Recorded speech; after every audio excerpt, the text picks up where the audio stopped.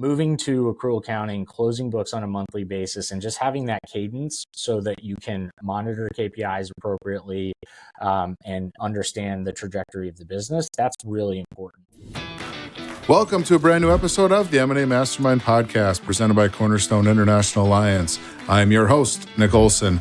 On this show, I get the opportunity to talk with the brightest minds in lower middle market M&A.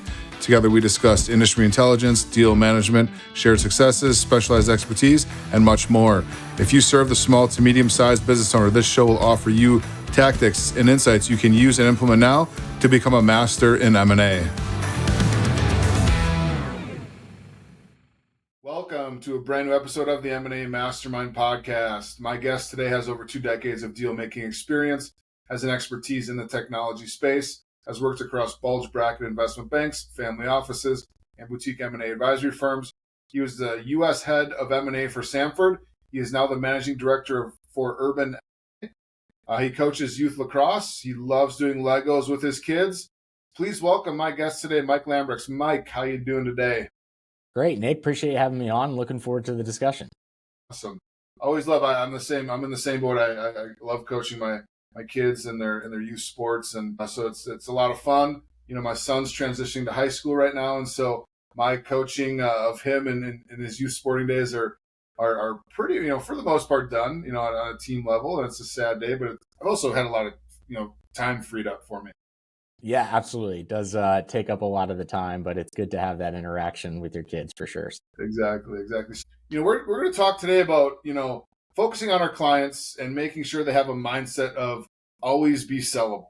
Whether you're ready to sell now or in 10 years and 20 years, it doesn't really matter. Having that mindset will put you in a position to succeed whenever that time comes. But I think also it'll set you up to have a very successful, smooth running business. So it's a powerful mindset to have. Can you explain what that means in the day-to-day operations of a business? Like, you're working with your clients, always remain sellable. Like, what does that mean? Yeah, absolutely. The way I kind of like to think about it is putting, as an owner of a business, operator of a business, putting your hat on the other way around to say, what happens if I wanted to go look at a business to buy a business? What would I be looking for? What would the functionality, the operations of that business be to entice me to want to buy that business? And if you can kind of put your operator hat on as a buyer, you will then start thinking about every aspect of your business with that level of detail and that lens of, if I'm going to write a check for this business, where do I want to see operational efficiency? So it's sellability, transferability. They both kind of work hand in hand. Our sister company, Urban Associates, we do a lot of exit and succession planning as well. And so it's not necessarily a sale that is, important for sellability. It's also that transferability in case get hit by a bus or you're retiring and you're passing it off to employees. All of those transition periods, the business needs to kind of operate and function at a certain level for that to be successful. So we think about it really kind of as, put your buyer hat on. What would you want to see? How would you want the operations of the business to run from a professional standpoint? So you go through that exercise. I love that approach because, I think it really makes you think about the fact that, now the qualities of the business that you want to buy. Kind of flip that to your own business. Now, can you implement those things into your own? Take a real life look at, where's my business at? Do they meet all these qualifications, right? And I'm assuming that's how you're looking at it. So now let's work on these things that maybe your own business might be a little deficient in. Yeah, absolutely. There's kind of 5 major pitfalls that we tend to come across in M&A. It's usually due diligence, accounting, insurance, legal, and then the most important one is people. And I think sometimes, especially founders, family-owned businesses, they underestimate the impact that people and emotions can have in a process. And that part of it can sometimes be the most challenging. And so having a plan to prepare yourself, both from what's my objective to meet my personal wealth goals, but then also mentally and team-wise, how do you have that transition in place to have a smooth, successful exit from the financial, emotional, and kind of post-transition operational perspective of the business? When you work with the clients, like how do you advise them? How can they really approach, these kinds of things from a proactive perspective? So, when they are ready, it doesn't come to the point where it's like, I got to sell tomorrow, but I'm not ready to sell yet today kind of mentality. So how are you proactively working with them to make sure that, they're ready to go? Yeah, absolutely. We try to prepare our clients from a confirmatory due diligence perspective early on. I think a lot of first-time sellers, founder-owned businesses, they don't anticipate what that process is going to look like post-LOI before you get to the finish line and how intensive that can be. So we like to try and pull a lot of that due diligence preparation forward. And sometimes, we'll get engaged or build a relationship with a client and they're not ready to sell for 3-5 years. That happens a lot. But we can add value by telling them and explaining to them, okay, this is what the due diligence process is going to look like. These are all the different things that you're going to need to have in order to get through a quality of earnings, in order to get through a legal review, in order to get through an HR review. And so just taking a much more methodical long-term approach to that due diligence preparation really can help not just organizationally make you more sellable, but also in that confirmatory due diligence process, make it a lot less pain in the butt. And you mentioned, so due diligence, you mentioned the people, you mentioned also insurance, legal. Talk about those a little bit more as to what you need to focus on in those components. I think I missed one too, but hit on that fifth one as well.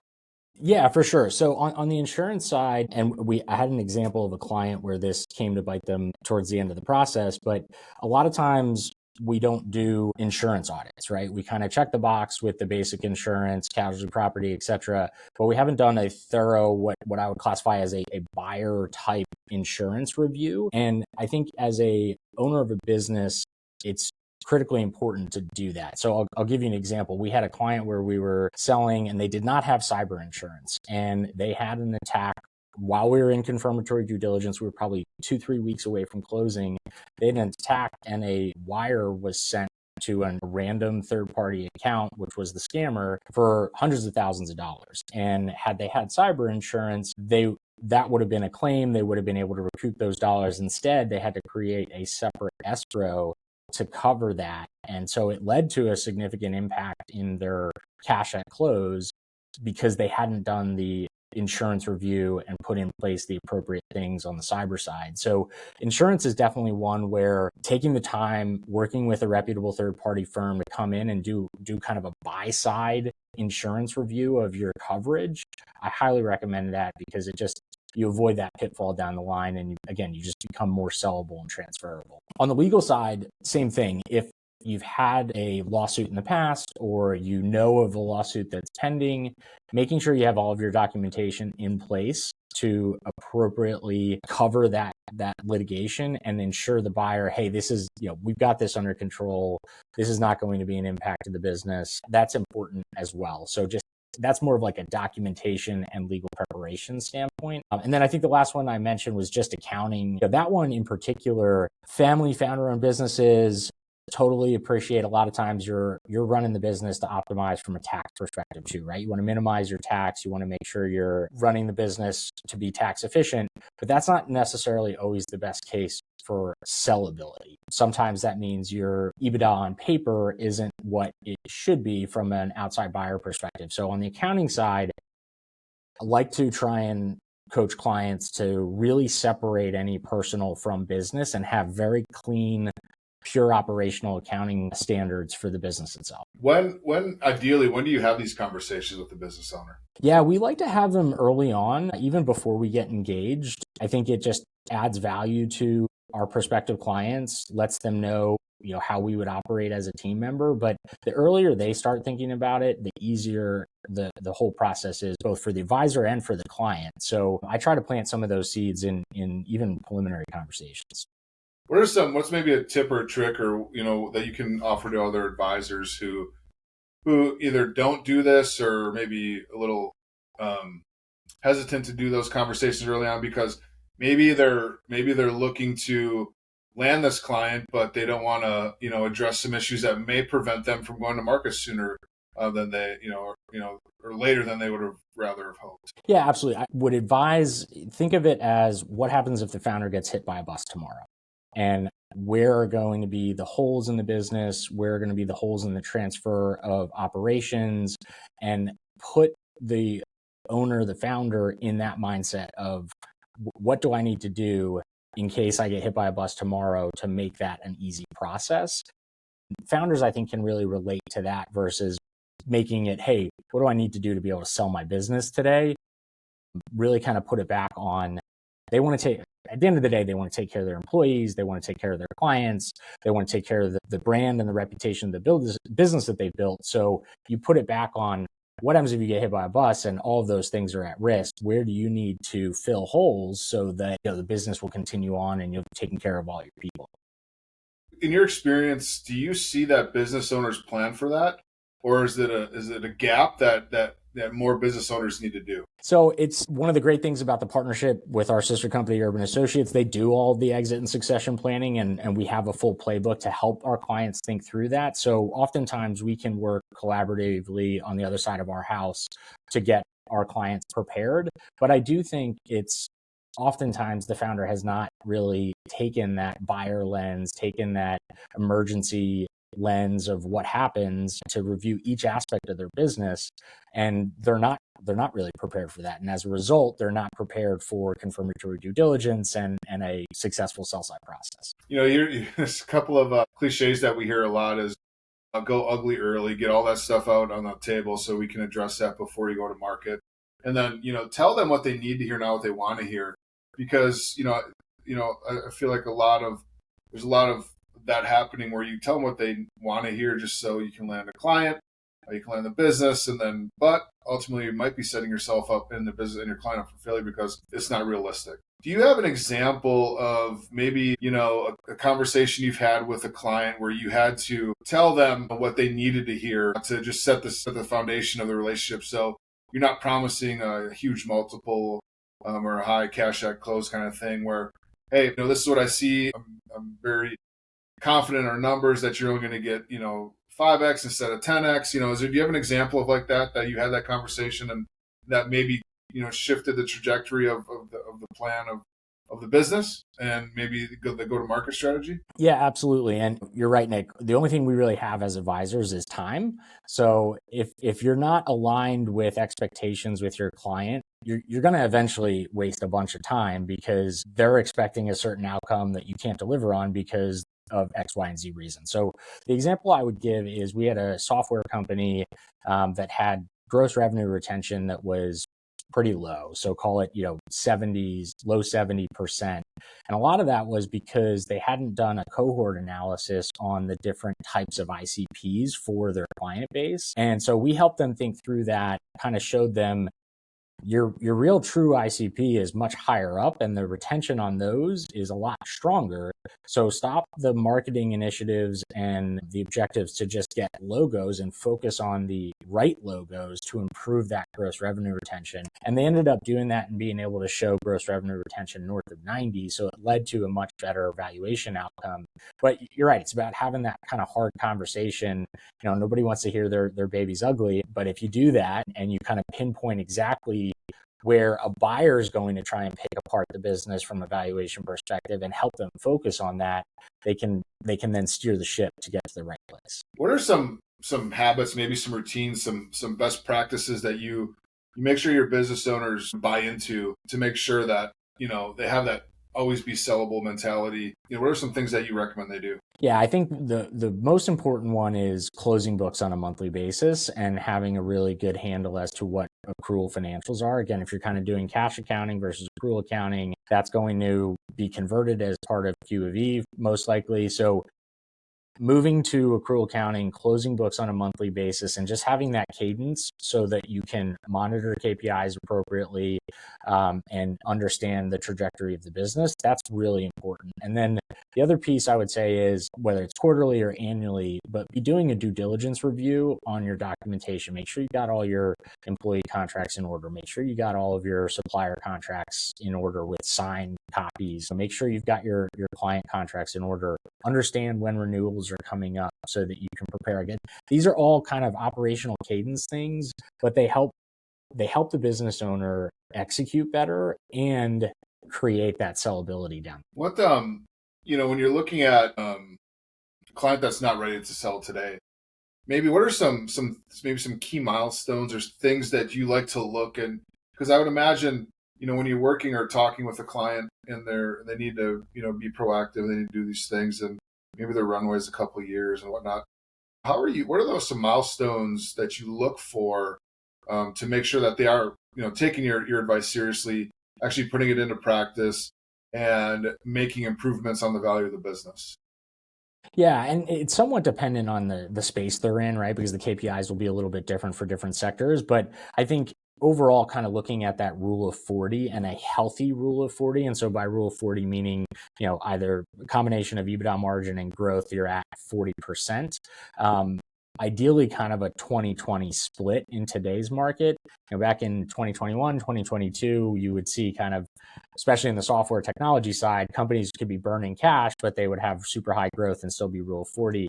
I think today we're now seeing a stronger emphasis on profitable growth. And so kind of targeting that, 20% plus revenue growth plus 20% EBITDA margins. Those are two really key metrics that I would use to kind of see whether or not the business is tracking from a financial perspective to be sellable. The operational side, it's, are they clean on their books? Are they closing out monthly? Do they have their due diligence in order? And when we sign an NDA and get due diligence, we can tell pretty quickly how organized the client is or isn't. And so getting data refreshes from them on a quarterly or annually basis, if we're not seeing progress in terms of the organization of that due diligence, that's also probably a sign that they're not really taking the advice and moving towards sellable. With that, it's always, hey, here's your tasks, go ahead and do them. But as an M&A advisor, you want to keep your finger on the pulse of what they're doing. You want to make sure they are, moving forward. How often do you communicate with those type of clients as you're looking to get them to reach these milestones to make sure they're becoming more sellable? What is your approach with that? Yeah, it depends on if we're officially engaged or not. So if they're an active client that's engaged and they just need a year or two to really get prepared to sell, we'll be in communication with them fairly frequently. If they're more of a prospect that we've signed an NDA, we've had an initial pitch, we touch base at least once a quarter or twice a year, just to kind of get a refresh, see how the business is going. We'll usually try and repitch valuation on an annual basis, but it just depends if they're an engaged client or a prospect. And what is your typical method of outreach? Is it a phone call, email, a little bit of both? Client preference? How do you approach that? Yeah, I'd love to get referrals from happy clients that we've had a successful exit with, but we do a lot of cold email, cold LinkedIn outreach, and try to be more proactive in certain subsectors that we have great experience and we know the buyers, know the multiples better, but it's a mix. It kind of has to be. I mean, yeah. But it appears that it's more of a digital outreach, more just holistically as the world goes today, than an actual phone call kind of thing. Yeah, absolutely. Can you maybe give us an example, walk us through a situation where, you watched it unfold, where an owner just made some huge impactful changes, operationally and structurally, to make that transition to an exit smoother, and also maximizing the value of the company? For sure. I think one of the biggest things, especially if there's founder centricity or owner centricity in the operations of the business, it's creating that next layer of management and incentivizing them appropriately, both not only to drive the growth of the business, but also in the transaction. A lot of founders are hesitant to bring their team in when they're talking about selling the business.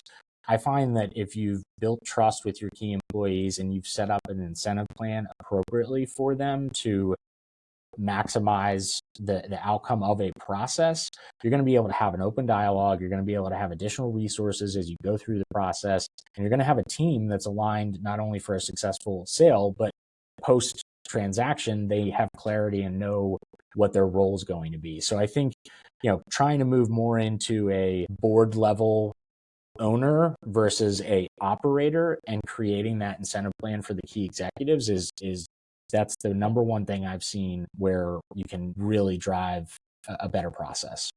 How do you get your owner clients to be more, step away from the business, to, leave for a certain period of time and let, trust your team to make sure it's still standing when you get back? Because obviously, an exit that eventually happens, naturally, but I think that also increases the value in the business of the owner dependency being lower than the owner having to be in the day-to-day every day. Yeah, and it's kind of moving into that board observer role versus operator, right? And I think it starts with having an open dialogue, and again, using the lens of, hey, what happens if I get hit by a bus tomorrow? But having that conversation with your employees. It doesn't necessarily have to be about selling my business. It can be just about transfer of responsibilities and emergency operating plans, but having that conversation, bringing them up to speed so they know what their role is, they know what's expected of them. Then you can start testing it, right? You can go to Europe for 2 months over the summer and see how the business does and do kind of a trial run with low involvement.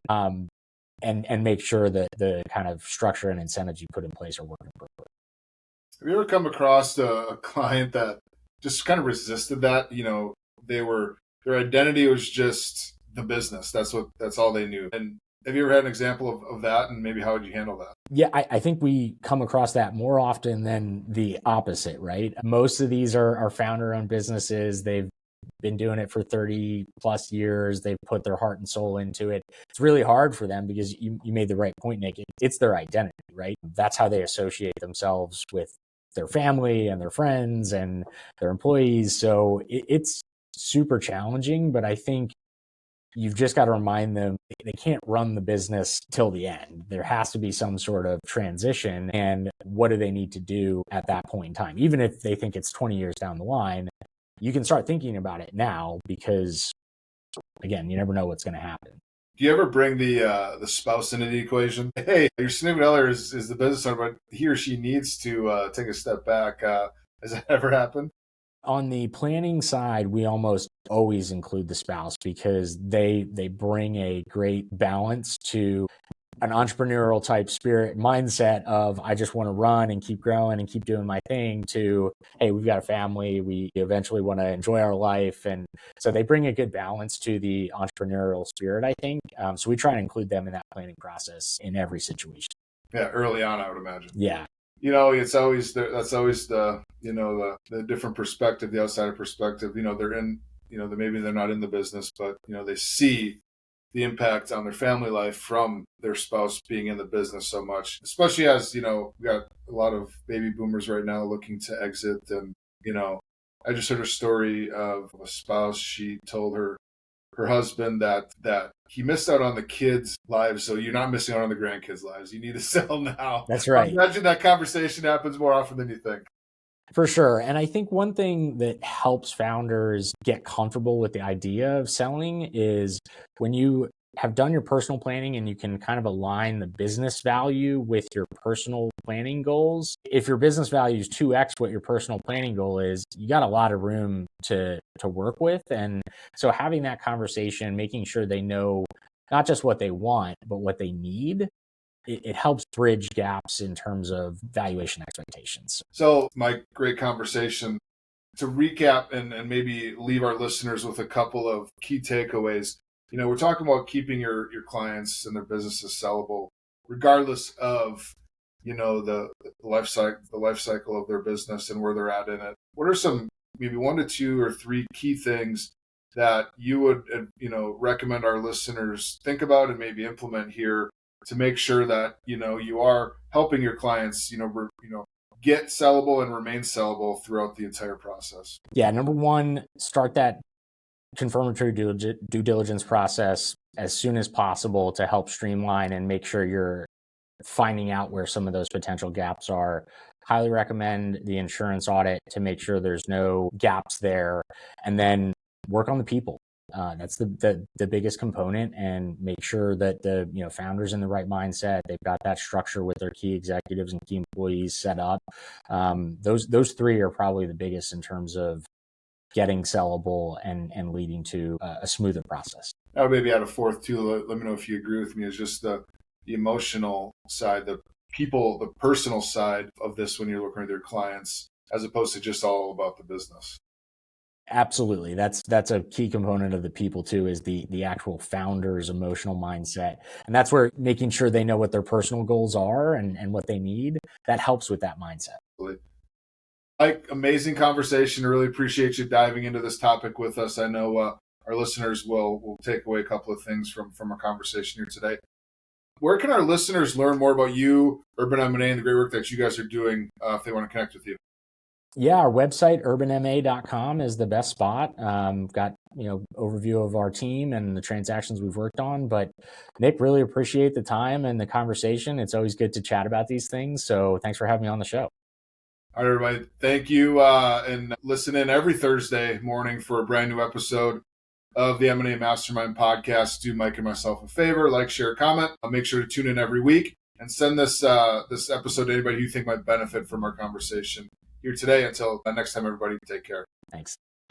Thank you for joining us on this episode of the M&A Mastermind podcast, and a special thank you to our presenting sponsor, Cornerstone International Alliance. If you enjoyed today's discussion, don't forget to like, share, and comment. We'd love to hear your thoughts. Make sure you hit that subscribe button so you never miss an episode. We'll be back next week with more insights, strategies, and real-life experiences to help you take your M&A game to the next level.